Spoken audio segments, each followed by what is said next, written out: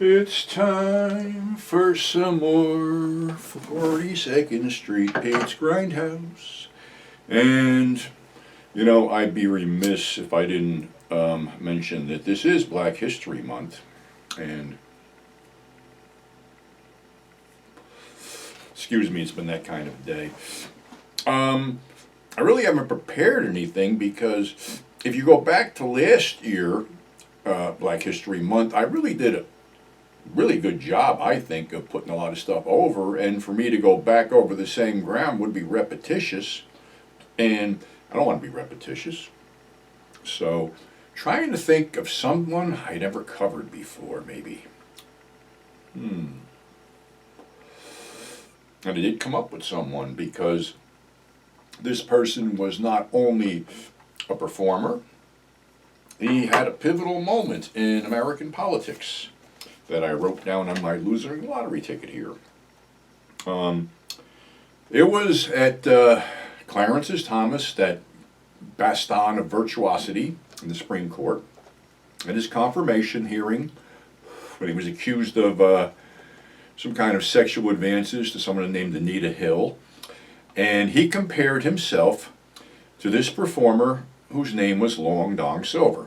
Or at least Long Dong Silver's name was brought up in that context and became a political thing. Actually, Long Dong Silver was a British porn actor, if you want to call him that. He was born in Great Britain, had a tumultuous childhood because he was not allowed to wear short pants to school, obviously. So he got over here and found himself involved in the X-rated industry at the, sort of like in the tweener. It was a tweener between loops and VHS tapes. And I think it was Electric Video that put out his VHS tape with Sega, of all people. And it's on an Alpha Blue Archives collection. I don't know what it is, but it's also on X-Hamster. And of course, I had to revisit this thing just to freshen my memory up. And, he's sitting there in this Michael Jackson type fucking outfit having tea with Sika. And Sika zips down his fly, and honestly, she looks like she's playing with a baby anaconda.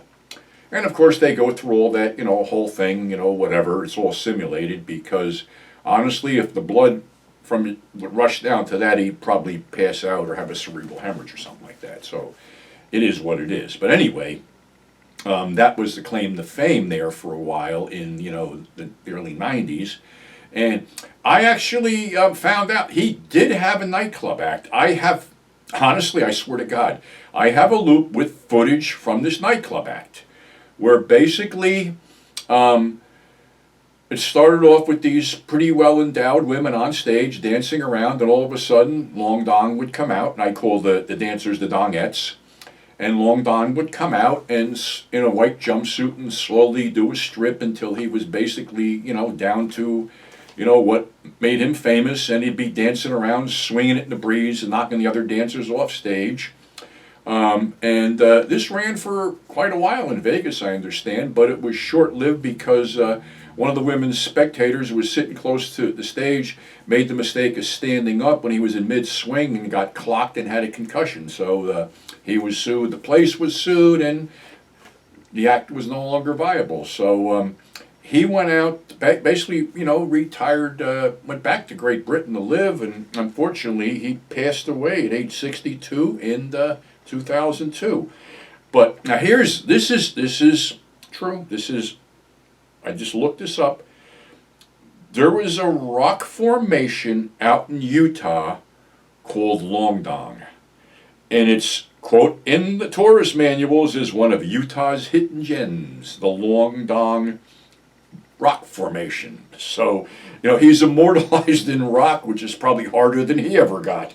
But anyway, got to do a little levity on that whole thing because it's a no moment etched in time. And honestly, if it wasn't for that whole Clarence Thomas debacle, nobody would have known it. He would have passed into obscurity.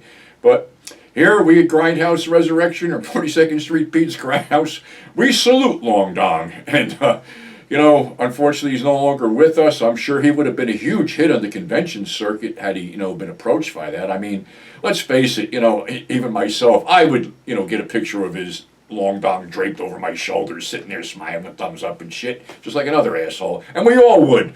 Don't laugh at me. We all would. If you had the opportunity for $20, you'd fucking do it. So that's our show for today. Thanks for subscribing. Thanks for tuning in, and we'll catch you on the flip side.